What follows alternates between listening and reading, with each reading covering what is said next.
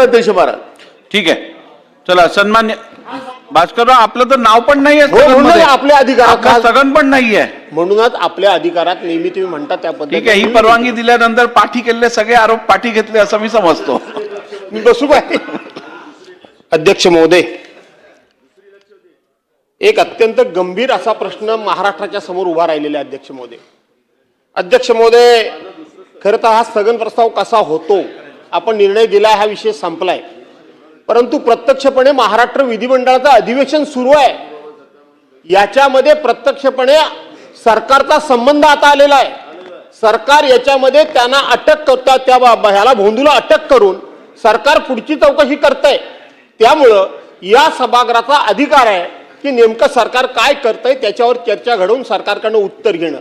अध्यक्ष महोदय, याच्यामध्ये सरकारचा संबंध डायरेक्ट कसा आहे, याच्यामध्ये IAS अधिकारी, IPS अधिकारी, पोलीस अधिकारी याच्यामध्ये आहेतच. सगळ्या पक्षाचे त्याच्यामध्ये लोकप्रतिनिधी आहेत. मी कुठल्या एका पक्षावर बोलत नाही, सगळ्या पक्षाचे लोकप्रतिनिधी आहेत, मंत्री आहेत त्याच्यामध्ये.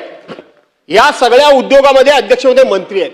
अध्यक्ष महोदय, पावसाळ्यामध्ये असाच एक प्रश्न उपस्थित झाला होता की नाशिकच्या एका हॉटेलमध्ये काही मंत्री हे अशा पद्धतीचे उद्योग करतायत आणि सरकारच्या वतीनं स्टेटमेंट केलं जातं की याच्यामध्ये कुठल्या प्रकारचं तथ्य नाही.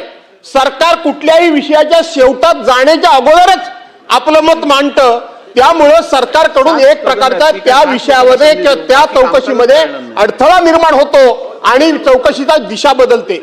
अध्यक्ष महोदय, आम्ही पुरोगामी महाराष्ट्र म्हणायचं, आम्ही या ठिकाणी अंध निर्मूलन कायदे आम्ही सभागृहामध्ये तयार करायचे, आम्ही छत्रपती शिवाजी महाराजांचे वंशज म्हणून आम्ही सांगायचं, आम्ही जरा काय झालं की लोकांना गोमूत्र पाजायचं आणि आता त्या बुवाचं मूत्र प्यायला जाता तुम्ही.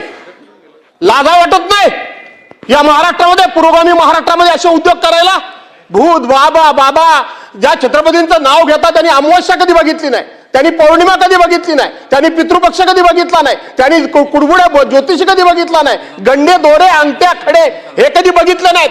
हे उद्योग कशाला करायला हवेत तुम्हाला अध्यक्ष महोदय? काय या नादाला लागता तुम्ही? तुमचा आदर्श लोकांनी समोर ठेवायचा, तुमचं अनुकरण करायचं, तुमचा आदर्श डोळ्यासमोर ठेवून आपलं जीवन जगायचं.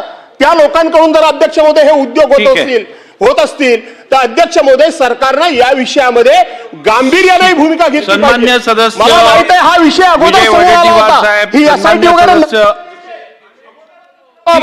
सांगतो आणि म्हणून अध्यक्ष महोदय आपण हा विषय गांभीर्याने घ्यावा अशी माझी विनंती आहे. सदस्य विजय वडेट्टीवार साहेब, सन्मान्य सदस्य नानाभाऊ पाटोले साहेब, सन्मान्य सदस्य भास्कर जाधव साहेब यांनी जो आज माहिती आणि जो मुद्दा आज सभागृहात घेतलेला आहे त्या संदर्भात सरकारकडनं कारवाई चालू आहे. या संदर्भात आपल्या सगळ्यांनाही अवगत आहात आपण.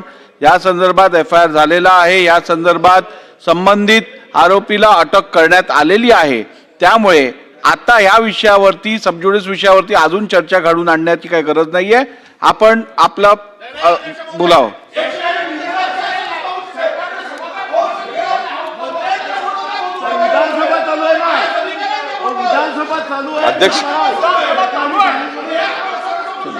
अध्यक्ष महोदय,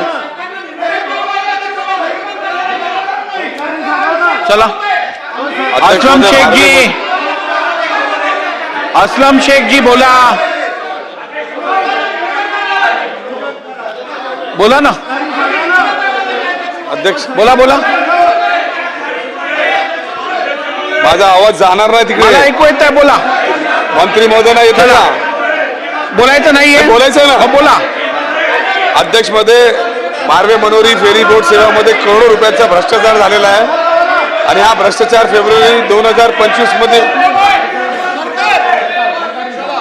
आले.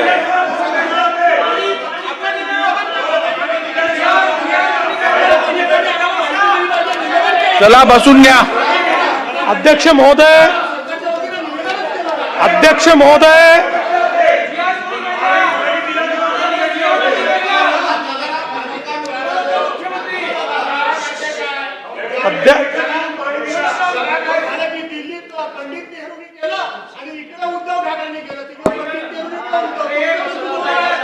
चला भास्करराव इकडे.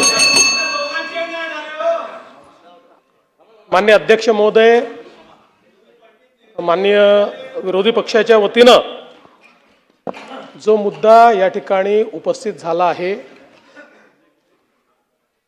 तथाकथित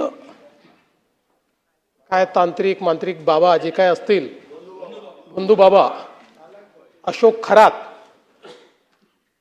या व्यक्तीच्या संदर्भात ते काढणं चाललंय. आता जो विषय घडलेला आहे तो अत्यंत गंभीर आहे. या व्यक्तीने आपल्या तथाकथित शक्तींचा उपयोग करून,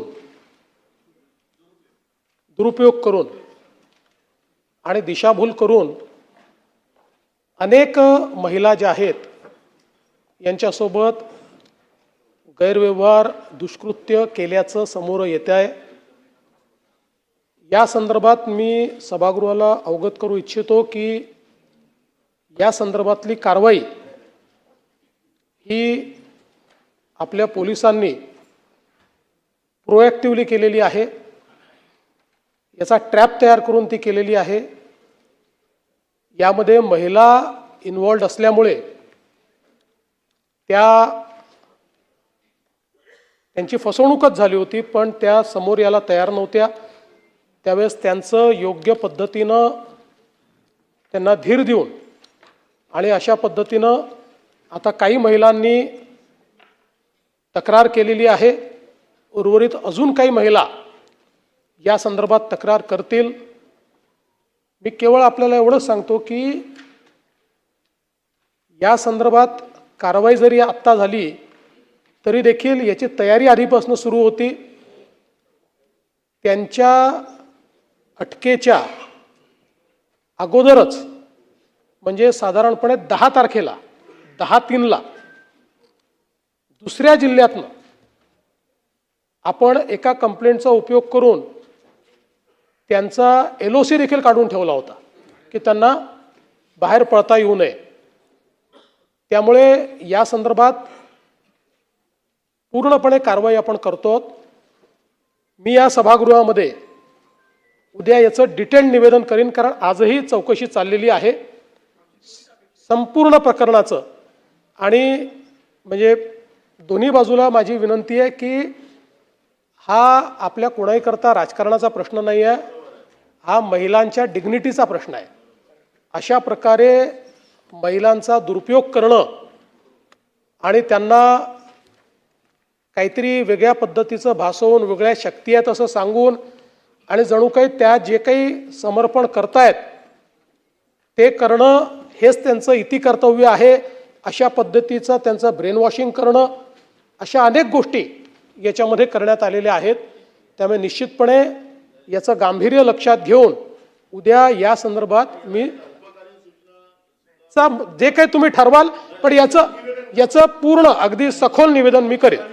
नाही चला, नाही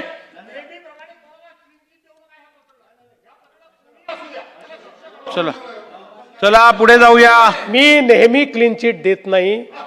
जो क्लीन असतो त्यालाच क्लीन चिट मिळते.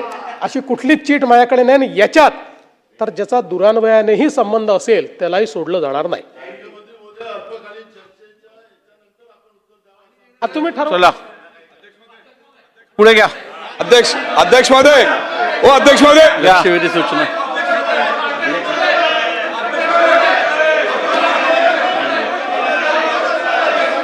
चला बावनकुळे साहेब बोला. निवेदन मान्य केलं ना हो, नानाभाऊ. खूप झाला. डिटेल निवेदन मान्य केलं ना. बोला बावनकुळे साहेब बोला. बावनकुळे साहेब बोला. आपण नको आता नको. थांबा, होऊ दे त्यांचं. चला बावनकुळे साहेब. कुठला विषय? कुठला? शासकीय विधेयके अरे भेटून दे ना. शासकीय विधेयके पुरस्थापनार्थ सन 2026 चे विधानसभा विधेयक क्रमांक 27. बावनकुळे साहेब बोला. गुलाबराव, अहो बोला बावनकुळे साहेब. अरे बावनकुळे साहेब बोला तुम्ही. बोला. महोदय, सन 2026 चे विधानसभा विधेयक क्रमांक 27 महाराष्ट्र कुळवहिवाट व शेतजमीन कायदे सुधारणा विधेयक 2026 मांडण्यास मला सभागृहाची अनुमती मिळावी.